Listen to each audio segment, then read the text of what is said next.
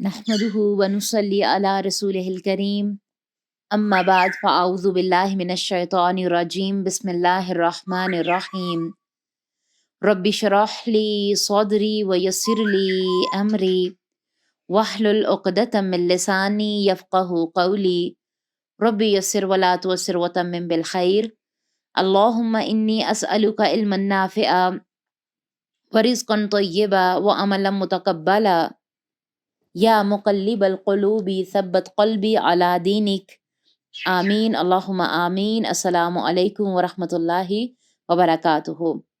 اللہ سبحانہ و تعالیٰ کی توفیق اور اللہ تعالیٰ کی رحمت کے ساتھ ہم اپنے لیسن سورۃ البقرہ کی آیت نمبر 104 سے آغاز کرنے والے ہیں، ایک نئے رکوع کے ساتھ۔ اور یہ پورا رکوع آیت نمبر 104 سے 112 تک، اس میں ہم بہت کچھ سیکھیں گے۔ اس میں ہم سیکھیں گے کہ یہ تمام تر جو اسباق آیت نمبر 102 سے آیت نمبر 114 تک آئیں گے، اس میں ہم دیکھیں گے توہین رسالت کرنے والوں کے ساتھ کیا معاملہ کرنا چاہیے، علم کی محفل کے آداب کیا ہوتے ہیں اس کے بارے میں ہم جانیں گے، دین کے احکامات لوگوں تک کیسے پہنچائیں اور کیسے پہنچانے چاہیے۔ اس کے علاوہ ناسخ اور منسوخ آیات پر روشنی ڈالیں گے، آسان باتیں پہلے بتائی جائیں اور مشکل بعد میں، اس کے بارے میں بھی ہم سمجھیں گے۔ اس سے آگے ہم ان تمام رکوع میں یہ جانیں گے کہ بیکار کے سوالات سے زیادہ تر نقصان ہوتا ہے اور فائدہ کم ہوتا ہے۔ پھر اس کے علاوہ ہم دیکھیں گے کہ دوسرے لوگ جب مسلمانوں پر اور دین اسلام پر تنقید کریں تو ہمارا رد عمل کیا ہونا چاہیے۔ پھر ہم دیکھیں گے کہ اپنی عبادات اور تعلق باللہ کو مضبوط کیسے کریں، اطاعت کے جذبوں کو بیدار کیسے رکھیں۔ اور یہ چھوٹے چھوٹے جو کلپس ہوں گے، اس میں ہم بہت ہی غور و فکر کے ساتھ ان تمام تر باتوں پہ روشنی ڈالیں گے۔ اب ہم دیکھتے ہیں کہ آیت نمبر 104 میں اللہ سبحانہ و تعالیٰ کیا فرما رہے ہیں۔ اس سے پہلے تھوڑا سا جائزہ کہ ہم نے اپنے پچھلے لیسن میں کیا دیکھا تھا۔ پچھلے لیسن میں ہم نے آیت نمبر 102 اور 103 پر بات کی تھی، جس میں ہم نے جادو کے بارے میں سنا، جا کہ اللہ سبحانہ و تعالیٰ نے ہمیں کیا فرمایا کہ جادو کیا ہے، کیا جادو اثر کرتا ہے، اور اگر جادو کی تمام تر سائن جو ہوتے ہیں وہ نظر آ جائیں تو ہمارا حل کیا ہونا چاہیے، عمل کیا ہونا چاہیے۔ اس کے علاوہ ہم نے دیکھا تھا کہ اللہ تعالیٰ کا کلام زندگی دینے والا ہے اور جادو زندگیاں برباد کرنے والا ہے۔ قرآن فائدہ دیتا ہے، جادو ہمیشہ نقصان دیتا ہے۔ جادوگر کا رد عمل کیا ہوتا ہے؟ جو قرآن ہے یہ پاک ہے، بلند کلام ہے اور اسے سیکھنا فرض ہے۔ اس کے علاوہ جادو ناپاک ہے، گندا عمل ہے اور اسے سیکھنا حرام ہے۔ ہم نے یہ تمام باتیں اپنے پچھلے لیسن میں جانی تھی۔ اب ہم دیکھتے ہیں آیت نمبر 104 میں اللہ سبحانہ و تعالیٰ ہم سے کیا کہہ رہے ہیں اور ہمیں اس پر کون سی غور و فکر کی جو ہے وہ دعوت ہے جس پر ہم نے غور کرنا ہے۔ تو آئیے اپنے لیسن کو دیکھتے ہیں کہ اللہ سبحانہ و تعالیٰ ہمیں کیا فرما رہے ہیں۔ اعوذ باللہ من الشیطان الرجیم بسم اللہ الرحمن الرحیم۔ يا أيها الذين آمنوا لا تقولوا راعنا وقولوا انظرنا واسمعوا وللكافرين عذاب أليم۔ ترجمہ دیکھ لیں، اللہ سبحانہ و تعالیٰ کیا کہہ رہے ہیں۔ یا ایہا الذین، اے لوگو جو ایمان لائے ہو۔ یہاں پر جب بھی دیکھیں یا ایہا الذین والی جتنی بھی آیات ہیں نا، یہ میں ایک عقل کو بیدار کرنے کے لیے بات کر رہی ہوں کہ جب بھی یہ آیات ہم پڑھیں نا، تو جب بھی آئے یا ایہا الذین آمنو تو خود سے سوال ضرور کیا کریں، اپنا نام ساتھ میں لے کے، جو بھی آپ کا نام ہے، کہ اے لوگو جو ایمان لائے ہو، خود سے سوال کریں کیا میں ایمان لائی ہوں؟ کیا کہا جا رہا ہے آگے کہ تم راعینا یعنی کہ ہماری رعایت کر مت کہو، اور انظرنا ہماری طرف دیکھ کہو اور سنو، اور کافروں کے لیے دردناک عذاب ہے۔ بہت غور و فکر والی آیت ہے یہ، بہت ہی زیادہ ہمیں اس پر غور کرنے کی ضرورت ہے۔ وہ کیسے؟ تو چلیں غور کرتے ہیں۔ مسلمان اپنے دین کو سیکھنے کے لیے نبی صلی اللہ علیہ وآلہ وسلم سے مخاطب ہوتے ہوئے کہتے تھے راعینا، یعنی کہ ہماری رعایت کیجیے۔ یہودی اس سے برے معنی کے ارادے سے نبی صلی اللہ علیہ وآلہ وسلم کو مخاطب کرتے تھے۔ اللہ رب العزت نے فرمایا کہ ان لوگوں میں سے جو یہودی ہوئے وہ باتوں کو ان کی جگہ سے پھیر دیتے ہیں، اور وہ کہتے ہیں کہ ہم نے سنا اور ہم نے نافرمانی کی، اور تم سنو کہ تمہیں نہ سنایا جائے، اور ہماری رعایت کرو۔ اپنی زبان کو یہ موڑتے ہوئے کہتے ہیں اور دین میں طعن کرتے ہوئے، اور اگر وہ کہتے سمعنا، ہم نے سنا، وَأَطَعْنَا، اور ہم نے اطاعت کی، اور آپ سنیے، اور وَانظُرْنَا، ہم پر نظر کرم کیجئے، تو ان کے حق میں بلا شبہ یہ زیادہ بہتر اور زیادہ درست ہوتا۔ لیکن اللہ تعالیٰ ان کے کفر کی وجہ سے ان پر لعنت کی ہے، چنانچہ ان میں سے کم ہی لوگ ایمان لاتے ہیں۔ سورۃ النساء آیت نمبر 46 میں بھی ہم اس کے بارے میں پڑھیں گے۔ اللہ تعالیٰ نے اہل ایمان کو نبی صلی اللہ علیہ وآلہ وسلم کو اس طرح مخاطب کرنے سے روک دیا تاکہ توہین رسالت کا یہ دروازہ بند ہو جائے۔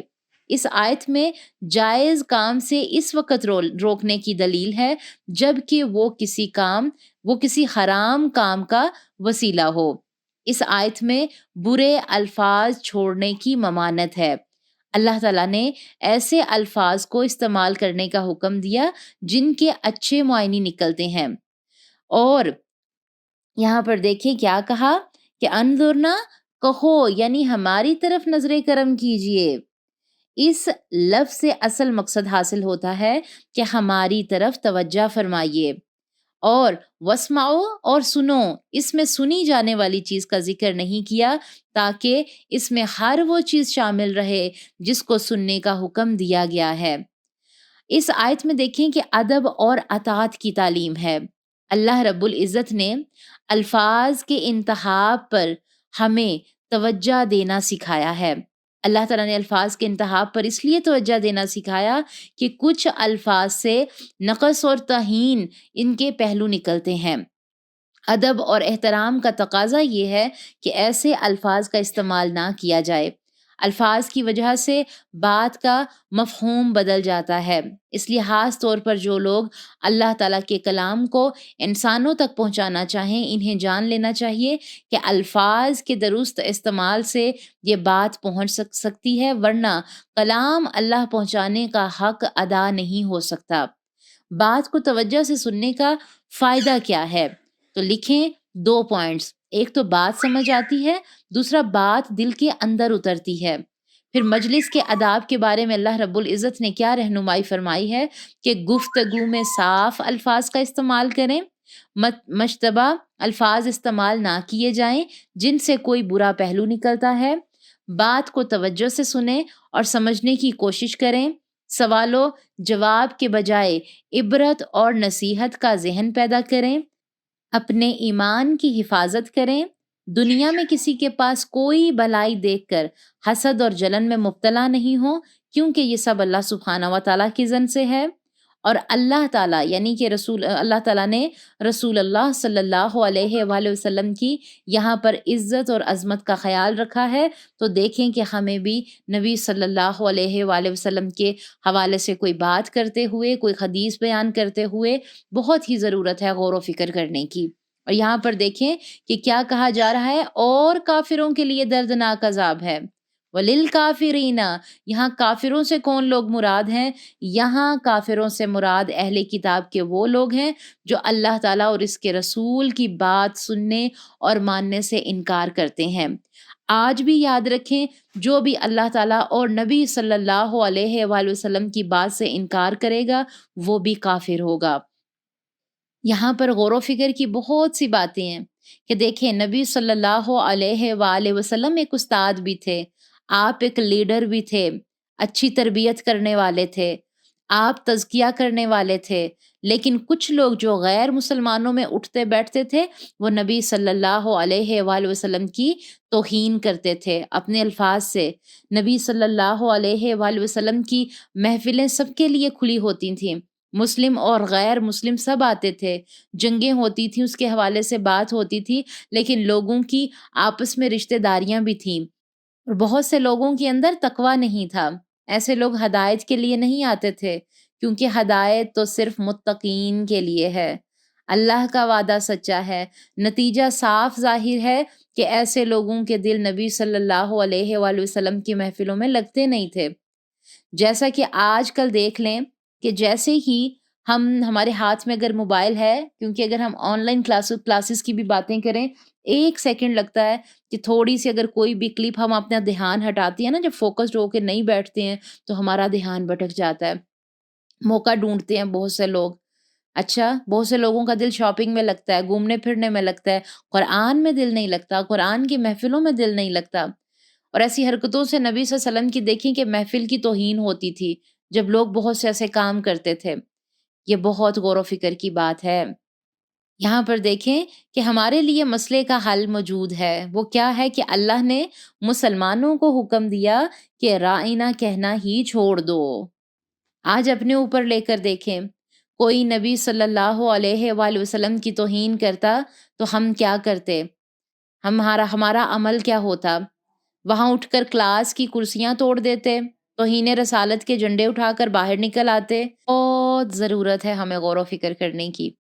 ہمارا عمل کیا ہونا چاہیے؟ قلم سے جڑ جائیں، قرآن سے جڑ جائیں، ہمیں باعمل بننا پڑے گا۔ ہمیں بہت ضرورت ہے ان باتوں پر غور و فکر کرنے کی۔ یہ کافر کون ہے؟ جو توہین رسالت کرتے ہیں۔ جو بھی توہین رسالت کرے گا وہ کافر ہے۔ یہاں ہمیں درس و تدریس کے آداب بتائے جا رہے ہیں کہ جب غیروں سے کوئی غلطی ہو تو اپنوں کو سنا کر غیروں کی بھی درستگی کر لو۔ بڑی غور و فکر کی باتیں ہیں یہ۔ ایک طالب علم کا اور ایک شاگرد کا رشتہ بتایا جا رہا ہے، آداب سکھائے جا رہے ہیں۔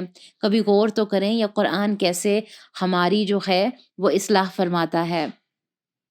آج آپ نے بھی اگر اپنے کسی استاد سے کوئی بات پوچھنی ہو تو اونچی آواز سے بلانا ایک ناپسندیدہ عمل ہے، یہ ادب کے خلاف ہے۔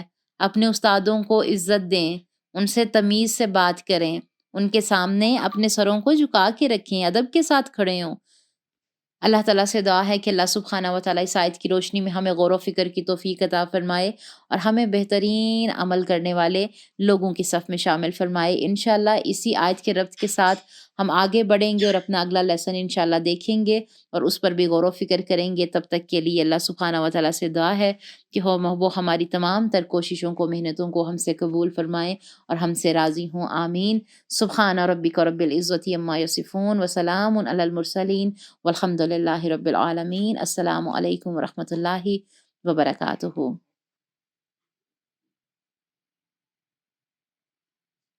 وہ تمام ہمارے پیارے سسٹرز جنہوں نے ابھی تک ہمارے چینل کو سبسکرائب نہیں کیا ہے وہ ہمارے چینل کو سبسکرائب ضرور کر دیں۔ کمنٹ باکس میں جا کر ہمیں اپنی رائے کا اظہار ضرور کیا کریں۔ اس سے کیا ہوتا ہے کہ ہماری پیچھے جتنی بھی ٹیم ہوتی ہے اس کو بہت خوشی ہوتی ہے، کام کرنے میں آسانی ہوتی ہے اور اس سے ہم خود بھی موٹیویٹ ہوتے ہیں کام کو لے کے، چیزوں کو لے کے۔ اللہ تعالیٰ آپ سب کو جزائے خیر عطا فرمائے۔ آمین۔